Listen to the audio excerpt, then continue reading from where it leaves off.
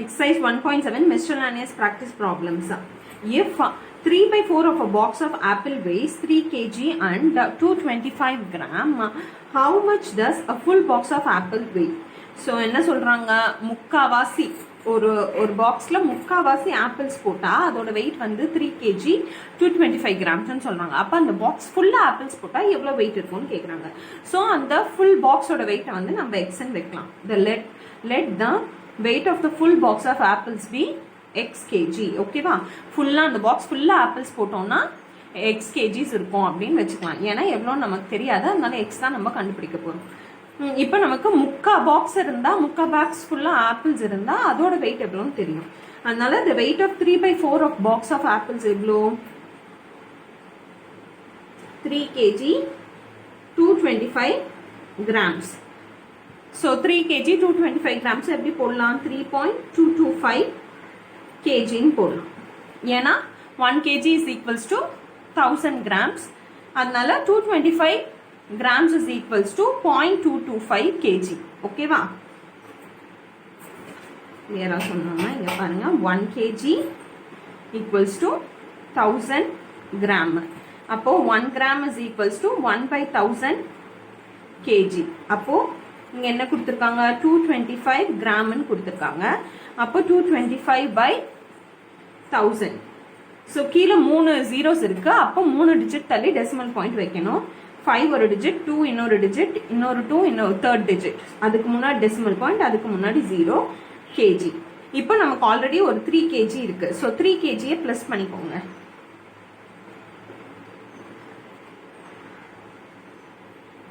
So 3.225 kg ஆயிடுச்சு. ஓகேவா, so அப்படிதான் இங்க போட்டிருக்கேன். ஓகேவா, அடுத்தது இப்போ நமக்கு என்ன தெரியும், 3 by 4 into x is equals to 3.225 kg இல்லையா. இப்போ நம்ம ஃபுல் பாக்ஸோட வெயிட் கண்டுபிடிக்கணும். அதனால this into this equals to இந்த வெயிட்னு போடலாம்.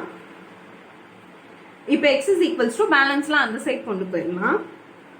3.225 into இந்த பக்கம் வந்துருச்சுன்னா இது என்ன ஆயிடும், ரெசிப்ரோகேட் ஆயிடும், 4/3 ஆயிடும்.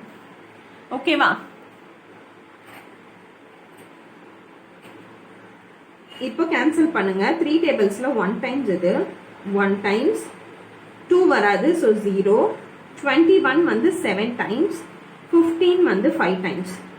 ஸோ 1.075 இருக்கு. இன்டூ 4 பண்ணா என்ன கிடைக்குது, 22 balance, 28 plus 2 30, 3 balance. So 4 zeros are 0. So அந்த 3 வந்து இங்கே போட்டுடலாம். 4 ones are 4. ஸோ 3 டிஜிட் தள்ளி டெசிமல் பாயிண்ட். ஸோ இங்கே டெசிமல் பாயிண்ட். அப்போ ஆன்சர் என்ன, 4.300 kg. அது எப்படி போடலாம், 4 kgs and 300 grams போடலாம் இல்லையா. ஸோ ஒரு ஃபுல் பாக்ஸ் ஆஃப் ஆப்பிள்ஸோட வெயிட் எவ்வளோ, 4 kg 300 grams. ஓகேவா, Mangalam buys a water jug of capacity 3/4 liters. If she buys another jug which is 2/3 times as large as the smaller jug, how many liters can the larger one hold? So முதல்ல ஒரு jug வாங்குறா மங்கலம். அது எவ்வளோனா அதுல வந்து 3.25 litre பிடிக்கும். ஓகேவா, அப்புறம் இன்னொரு ஜக் வாங்குறா, அது வந்து இதை விட 2/3 டைம்ஸ் அதிகமா தண்ணி பிடிக்கும். அப்போ அந்த ஜக், பெரிய ஜக் வந்து எவ்வளோ லிட்டர் தண்ணி வந்து ஹோல்ட் பண்ணும் அப்படின்றது கேட்குறாங்க. ஸோ மொத்தமாக அதில் எவ்வளோ தண்ணி ஊற்றி வைக்கலாம்னு கேட்குறாங்க. So capacity of small jug எவ்வளோ, 3/4/5. அது எப்படி போடலாம், 3 5s are 15 plus 4 19/5ன்னு வச்சுக்கலாம். ஓகேவா, 19/4 liters. Capacity of big jug 2/3 times the smaller one. So இதோட அது அத்தனை மடங்கு ஜாஸ்தி, 2/3 டைம்ஸ் ஜாஸ்தி. அதனால ரெண்டுத்தையும் மல்டிப்ளை பண்ணுங்க. பண்ணா என்ன கிடைக்கும், 2 3s are 6 plus 2 8, 8/3 into இது 19/5. ஆல்ரெடி நம்ம கண்டுபிடிச்சிட்டோம், 19/5.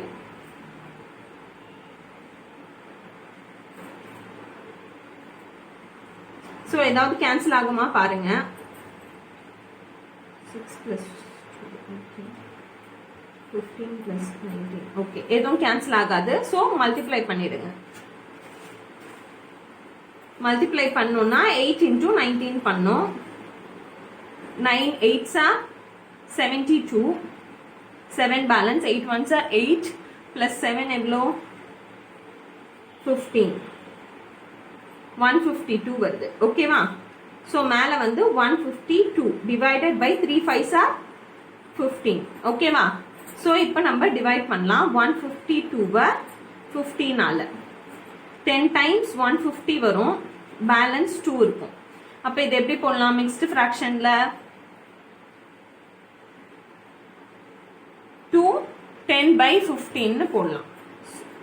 சாரி, 10 2/15. ஏன்னா 10 15s are 150 plus 2 வந்து 152. ஓகேவா?